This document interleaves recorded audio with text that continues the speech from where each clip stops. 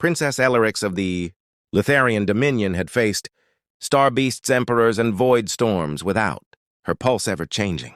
Yet now, as she stood inside the metallic chamber of the human warship, her breathing felt unsteady. She reminded herself that this was unacceptable behavior for a royal heir. The reason stood a few steps away. The human warrior was tall, broad, and wrapped in dark combat armor marked by scars of battle. His presence filled the room like gravity itself. He was not shouting or threatening. He was simply standing there silent and alert, and somehow that was worse. His name was Captain Marcus, Hale, commander of the human strike force that had just defeated a pirate armada in less than 10 minutes. Ellerix had studied humans on screens, in reports, in council debates. They were supposed to be reckless, loud, and emotionally unstable. Marcus Hale was none of those things. His stillness was controlled, dangerous, and disciplined.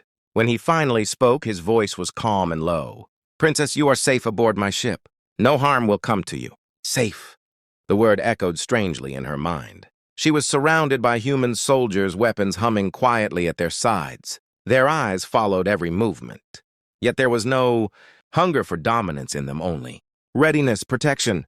She straightened her posture, forcing her bioluminescent crest to glow steadily.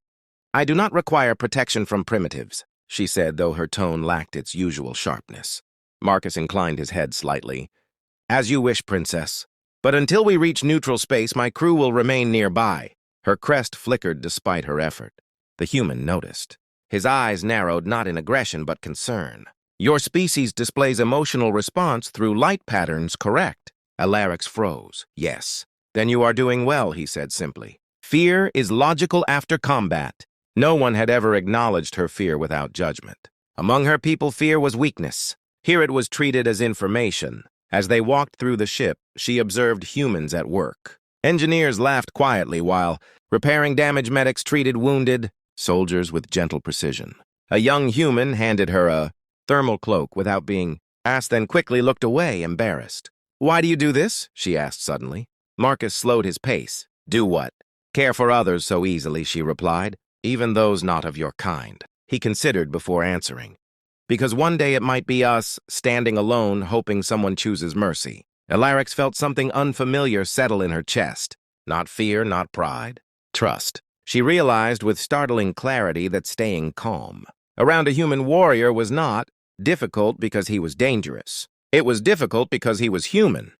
The journey through neutral space should have eased Princess Ellerix's mind, yet the tension inside her only deepened. The human warship moved with quiet, confidence every system, responding like a living organism. She found herself observing Captain Marcus, Hale more than the stars beyond the viewport. He trained daily in the combat ring. Ellerix watched from above as he fought without hatred or rage. Every movement was efficient, restrained, purposeful. When the session ended, he noticed her presence and offered a respectful nod. She returned it before realizing what she was doing. Later, alarms echoed through the ship. An unknown vessel had breached the perimeter. Ellerix's heart raced as soldiers rushed to their stations. Marcus stood between her and the corridor without hesitation. "Stay behind me, Princess." The attackers were mercenaries armed with stolen Litharian weapons, a trap meant to reclaim her. The battle was brief but violent. Marcus shielded her from energy blasts, his armor burning as he advanced. He did not retreat until the threat was eliminated. Afterward, in the quiet of the medical bay, Ellerix watched a human medic treat his wounds. "You risked your life for me," she said softly. Marcus met her gaze. "You are under my protection. That makes you my responsibility." No, he corrected himself after a pause.